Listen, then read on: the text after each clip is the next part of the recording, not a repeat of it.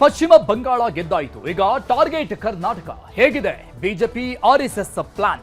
2 ವರ್ಷಕ್ಕೂ ಮೊದಲೇ ತಯಾರಿ. ಹೈಕಮಾಂಡ್ ಹೇಳಿದ್ದೇನು? ಮೇ 25ರ ದೆಹಲಿ ಯಾತ್ರೆ ಯಾಕೆ? Operation Karnataka Bengal model.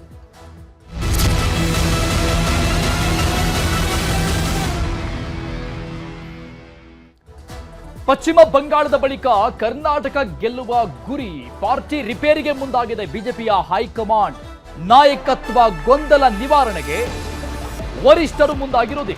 BJP ವರಿಷ್ಠರು ಒಂದಿಷ್ಟು ಕಾರ್ಯತಂತ್ರಗಳನ್ನ, ರಾಜಕಾರಣದ ತಂತ್ರಗಳನ್ನ ಹೂಡ್ತಾ ಇದ್ದಾರೆ. ಕರ್ನಾಟಕದ ಮುಂದಿನ ಗೆಲುವಿಗಾಗಿ ಎದ್ದಿರುವಂತಹ ನಾಯಕತ್ವ ಗೊಂದಲ ನಿವಾರಣೆಗೆ ವರಿಷ್ಠರು ಮುಂದಾಗಿರುವುದು. ಅದಕ್ಕೊಂದಿಷ್ಟು ಪ್ಲಾನ್ಗಳನ್ನ ಮಾಡಿಕೊಂಡಿದ್ದಾರೆ. ಇವತ್ತು ಬೆಂಗಳೂರಿಗೆ ಕೇಂದ್ರದ ವೀಕ್ಷಕರ ಮೊದಲ ತಂಡ ಬರ್ತಾ ಇದೆ. ನಾಳೆ ರಾಜ್ಯ ಬಿಜೆಪಿ ನಾಯಕರಿಂದ ಅಭಿಪ್ರಾಯ ಸಂಗ್ರಹ ಮಾಡ್ತಾರೆ. ಇಲ್ಲಿನ ಸದ್ಯದ ಬೆಳವಣಿಗೆಗಳೇನು? ಮೇ 25ಕ್ಕೆ 2ನೇ ವೀಕ್ಷಕರ ತಂಡವೂ ಕೂಡ ಆಗಮನ ಆಗುವ ಸಾಧ್ಯತೆ ಇದೆ. ಮೇ 25ಕ್ಕೆ ಬಿಜೆಪಿ ರಾಜ್ಯಾಧ್ಯಕ್ಷರ ಆಯ್ಕೆ ಸಂಬಂಧಪಟ್ಟಂಗೆ ಸಭೆ ಆಗುತ್ತೆ. ಪ್ರಮುಖವಾದಂತಹ ಸಭೆ ಇದು. ವಿಜೇಂದ್ರಗೆ ವಿ ಸೋಮಣ್ಣ ಅವರು ಪೈಪೋಟಿ ಕೊಡ್ತಾರ? ಹಾಗಾದ್ರೆ ತಾವೇ ಮುಂದುವರಿಯಲು ವಿಜೇಂದ್ರ ಒಂದ್ ಕಡೆ ಸರ್ಕಸ್ ನಡೆಸ್ತಾ ಇರೋದು.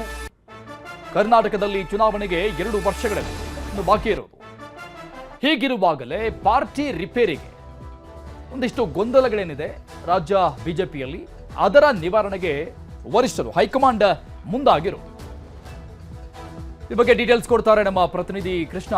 ಲೈವ್ ನಲ್ಲಿ ಜಾಯ್ನ್ ಆಗ್ತಾ ಇದ್ದಾರೆ. ಕೃಷ್ಣ, ಸಹಜವಾಗಿ ಪಶ್ಚಿಮ ಬಂಗಾಳದ ಗೆಲುವು ಒಂದು ಅತಿದೊಡ್ಡ ಬದಲಾವಣೆಯನ್ನ ತಂದು ಕರ್ನಾಟಕದಲ್ಲೂ ಕೂಡ ನಾವು ಗೆಲುವನ್ನ ದಾಖಲಿಸಬಹುದಾ ಅಂತ. ಯಾಕಂದ್ರೆ ಏನೂ ಇಲ್ಲದಂತಹ ಮರುಭೂಮಿಯಾಗಿದ್ದಂತಹ ಪಶ್ಚಿಮ ಬಂಗಾಳದಲ್ಲಿ ಅಭೂತಪೂರ್ವ ಗೆಲುವನ್ನ ಬಿಜೆಪಿ ಸಾಧಿಸುತ್ತೆ ಅಂದ್ರೆ, ಇಲ್ಲಿ ಈಗೊಂದು ಬಾರಿ ಅಧಿಕಾರವನ್ನ ಅನುಭವಿಸಿರುವಂತಹ ಬಿಜೆಪಿಗೆ ಸಹಜವಾಗಿ ಒಂದು ಆಶಾದಾಯಕವಾದಂತಹ ವಾತಾವರಣ ಕ್ರಿಯೇಟ್ ಮಾಡುವಂತ ರೀತಿಯಲ್ಲಿ ಈಗ ಬೆಳವಣಿಗೆಗಳನ್ನ ಮಾಡುವಂತ ಸಾಧ್ಯತೆಗಳಿದೆ ಅಂತ ಅನಿಸ್ತಾ ಇದೆಯಾ ಕರ್ನಾಟಕದಲ್ಲಿ?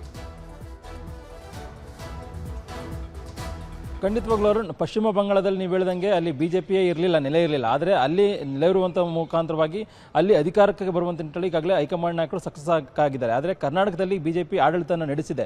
ಇಷ್ಟಾದರೂ ಕೂಡ ಕಳೆದ ವಿಧಾನಸಭಾ ಚುನಾವಣೆಯಲ್ಲಿ ಈ ನಯ ಸೋಲಿನ ಕಂಡಿದೆ. ಅದಕ್ಕೆ ಕಾರಣ ಏನು ಅಂತಂದ್ರೆ ನಾಯಕತ್ವ ಗೊಂದಲ. ಯಾಕಂದರೆ ಯಡಿಯೂರಪ್ಪನವರು ಇದ್ರು, ಅಧಿಕಾರವನ್ನು ಅವರು ಕೂಡ ಮಾಡ್ಕೊಂಡಿದ್ರು. ಅವರು ನಿವೃತ್ತಿಯಾದ ಬಳಿಕವಾಗಿ ಯಾರನ್ನೋ ಒಂದು ಪ್ರಶ್ನೆ ಕೂಡ ಉದ್ಭವವಾಗಿತ್ತು. ಈಗಾಗಲೇ ಅವರ ಪುತ್ರ ವಿಜೇಂದ್ರ ಕೂಡ ಅಧ್ಯಕ್ಷರಾಗಿದ್ದಾರೆ. ಅವರ ವಿರೋಧವೂ ಕೂಡ ಈಗಾಗಲೇ ಸಾಕಷ್ಟು ಆಕ್ರೋಶ, ವಿರೋಧ ಕೂಡ ಕಳೆದ 3 ವರ್ಷಗಳಿಂದ ಕೂಡ ನಾವು ನೋಡಿದ್ದೀವಿ. ಅದ್ರ ಬಗ್ಗೆ ಕೂಡ ರಾಜ್ಯ ಬಿಜೆಪಿ ಕೂಡ ಕಂಡು ಬಂದಿದೆ. ಇದೀಗ ಇದನ್ನ ಆದಷ್ಟು ಬೇಗ ಇತ್ಯರ್ಥಪಡಿಸಬೇಕು ಅನ್ನೋ ನಿಟ್ಟಿನಲ್ಲಿ ಹೈಕಮಾಂಡ್ ನಾಯಕರು ಈಗ ಕೊನೆಗೂ ಮಧ್ಯಪ್ರವೇಶ ಮಾಡಿರುವಂಥದ್ದು. ಆ ಕಾರಣಕ್ಕೋಸ್ಕರವಾಗಿಯೇ ಇವತ್ತು ಸಂಜೆ ಒಂದು ವೀಕ್ಷಕರ ತಂಡ ಕೇಂದ್ರದಿಂದ ರಾಜ್ಯಕ್ಕೆ ಬರ್ತಾ ಇದೆ. ನಾಳೆ ಮುಖ್ಯವಾಗಿ ಶಾಸಕರು, ಸಂಸದರು ಮತ್ತು ಪರಿಷತ್ ಸದಸ್ಯರು ಮತ್ತೆ ಪ್ರಮುಖರ ಜೊತೆಗೆ ಸಭೆಯನ್ನು ಕೂಡ ಮಾಡಲಿದ್ದಾರೆ ಈ ಒಂದು ವೀಕ್ಷಕರ ತಂಡ. ಒಂದ್ ಕಡೆಗೆ SIR ಕೂಡ ಈಗಾಗಲೇ ರಾಜ್ಯದಲ್ಲಿ ಕೂಡ ನಡೀತಾ ಇದೆ. ಅದ್ರ ಬಗ್ಗೆ ಯಾವ ರೀತಿಯಾಗಿ ನಡೆಯನ್ನು ತೋರಬೇಕು, ಮತ್ತೊಂದು ಕಡೆ ರಾಜ್ಯಾಧ್ಯಕ್ಷರ ಆಯ್ಕೆ ವಿಚಾರವಾಗಿ ಅಭಿಪ್ರಾಯ ಸಂಗ್ರಹವನ್ನು ಮಾಡೋದ್ರ ಮುಖಾಂತರವಾಗಿ ಅದನ್ನ ಚರ್ಚೆ ಮಾಡುವಂಥದ್ದು, ಮತ್ತೊಂದು ಯಾರ ಮನಸ್ಸಲ್ಲಿ ಏನಿದೆ ಅನ್ನೋದ್ರ ಬಗ್ಗೆ ತಿಳ್ಕೊಳ್ಳೋದ್ರ ಮುಖಾಂತರವಾಗಿ ಅದನ್ನ ಎಲ್ಲೊಂದು ಕಡೆ ಹೈಕಮಾಂಡ್ ನಾಯಕರಿಗೆ ತಿಳಿಸುವಂಥದ್ದು. ಮತ್ತೊಂದು ಕಡೆ ಮೇ 25ನೇ ತಾರೀಕು ಕೂಡ 2ನೇ ವೀಕ್ಷಕರ ತಂಡ ಕೂಡ ಬರ್ತಾ ಇದೆ. ಅವತ್ತು ಭೂಪೇಂದ್ರ ಯಾದವ್ ಮತ್ತೆ ತರುಣ್ ಚುಗ್ ಇವರಿಬ್ಬರು ಕೂಡ ರಾಷ್ಟ್ರೀಯ ಪ್ರಧಾನ ಕಾರ್ಯದರ್ಶಿಗಳು. ಈಗಾಗಲೇ ಹೈಕಮಾಂಡ್ ನಾಯಕರು ಅವರಿಗೆ ಬರುವ ಜವಾಬ್ದಾರಿಯನ್ನು ಕೂಡ ಕೊಟ್ಟಿದ್ದಾರೆ.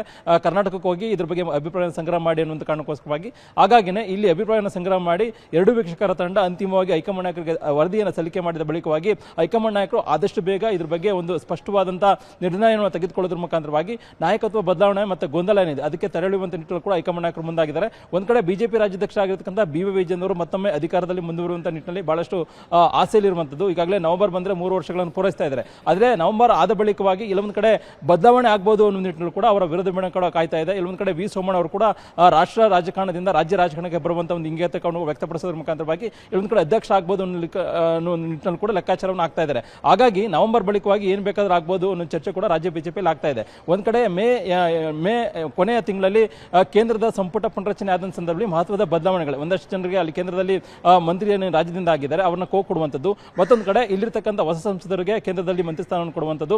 ಆ ಮುಖಾಂತರವಾಗಿ ರಾಜ್ಯಾಧ್ಯಕ್ಷರನ್ನು ಕೂಡ ಒಂದು ರೀತಿ ವಿಜೇಂದ್ರನ ಮುಂದುವರಿಸಬೇಕಾ ಅಥವಾ ಮತ್ತೊಬ್ಬರನ್ನ ಏನಾದರೂ ಆಯ್ಕೆಯನ್ನ ಮಾಡಬೇಕಾ, ಹೀಗೆ ಒಂದಷ್ಟು ಗೊಂದಲಗಳೇನಿದೆ ಅದನ್ನ ಸರಿಪಡಿಸೋದ್ರ ಮುಖಾಂತರವಾಗಿ ಒಂದು ರೀತಿ ಪಾರ್ಟಿ ರಿಪೇರಿನ ಮಾಡಿ ಅಂತಿಮವಾಗಿ ಪಕ್ಷವನ್ನು ಸದೃಢಗೊಳಿಸೋದ್ರ ಮುಖಾಂತರವಾಗಿ ಬರ್ತಕ್ಕಂಥ 2022ರ ಚುನಾವಣೆಯನ್ನು ಗೆಲ್ಲುವಂತ ನಿಟ್ಟಿನಲ್ಲಿ ಕೂಡ ಹೈಕಮಾಂಡ್ ನಾಯಕರು ಪಣವನ್ನು ತೊಟ್ಟಿದ್ದಾರೆ. ಹಾಗಾಗಿನೇ ಅದಕ್ಕೆ ಪೂರಕವಾಗಿ ಏನೆಲ್ಲ ಕ್ರಮವನ್ನು ಅನುಸರಿಸಬೇಕು ನಿಟ್ಟಿನಲ್ಲಿ ಕೂಡ ಈಗಾಗಲೇ ಚರ್ಚೆನ ಮಾಡಿದ್ದಾರೆ. ಹಾಗಾಗಿನೇ ವೀಕ್ಷಕರ ತಂಡ ಇವತ್ತು ಸಂಜೆ ರಾಜ್ಯಕ್ಕೆ ಬರ್ತಾ ಇರುವಂಥದ್ದು. ನಾಳೆ ಸಭೆಯನ್ನು ಮಾಡ್ತಾರೆ, 25ನೇ ತಾರೀಕು ಮತ್ತೊಂದು ಸಭೆಯನ್ನು ಮಾಡಿ ಅಂತಿಮವಾಗಿ ನಿರ್ಣಯ ಕೂಡ ತೆಗೆದುಕೊಳ್ಳುವಂಥದ್ದು.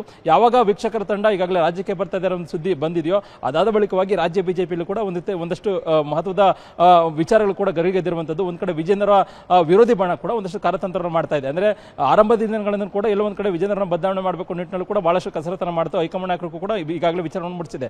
ಅಂತಿಮವಾಗಿ ಹೈಕಮಾಂಡ್ ನಾಯಕರು ಇದ್ರ ಬಗ್ಗೆ ಒಂದು ಸ್ಪಷ್ಟ ನಿಲುವನ್ನು ತೆಗೆದುಕೊಳ್ತಕ್ಕಂಥ ಸಂದರ್ಭದಲ್ಲಿ ಕೊನೆಯದಾಗಿ ಏನು ಹೇಳಬೇಕು ನಿಟ್ಟಿನಲ್ಲಿ ಏನೆಲ್ಲ ಚರ್ಚೆಯನ್ನು ಮಾಡಬೇಕು ನಿಟ್ಟಿನಲ್ಲಿ ಕೂಡ ಈಗಾಗಲೇ ಒಂದಷ್ಟು ಅಭಿಪ್ರಾಯಕ್ಕೆ ಬಂದಿರುವಂಥದ್ದು. ಹಾಗಾಗಿನೇ ಎಲ್ಲೊಂದು ಕಡೆ ಮೇ 25ಕ್ಕೆ ರಾಜ್ಯಾಧ್ಯಕ್ಷರ ಆಯ್ಕೆ ವಿಚಾರವಾಗಿ ಒಂದು ಸ್ಪಷ್ಟವಾದಂತಹ ಚಿತ್ರಣ ಕರ್ನಾಟಕದಲ್ಲಿ ಕಂಡುಬರುವಂತಹ ಸಾಧ್ಯತೆ ಇದೆ. ಆ ಮುಖಾಂತರವಾಗಿ ರಾಜ್ಯಾಧ್ಯಕ್ಷರ ಒಂದು ಸಮರ್ಥವಾಗಿ ನಾಯಕತ್ವವನ್ನು ಕೊಡೋದ್ರ ಮುಖಾಂತರವಾಗಿ ಬರ್ತಕ್ಕಂತಹ ವಿಧಾನಸಭಾ ಚುನಾವಣೆಯಲ್ಲಿ ಮತ್ತೊಮ್ಮೆ ಅಧಿಕಾರಕ್ಕೆ ಬರುವಂತ ನಿಟ್ಟಿನಲ್ಲಿ ಕೂಡ ಈಗಾಗಲೇ ಹೈಕಮಾಂಡ್ ನಾಯಕರು ಪಣವನ್ನು ತೊಟ್ಟಿದ್ದಾರೆ. ಅದಕ್ಕೋಸ್ಕರವಾಗಿ ಸಾಕಷ್ಟು ಕುತೂಹಲ ಕೆಡೆ ಮಾಡಿಕೊಂಡಿದೆ.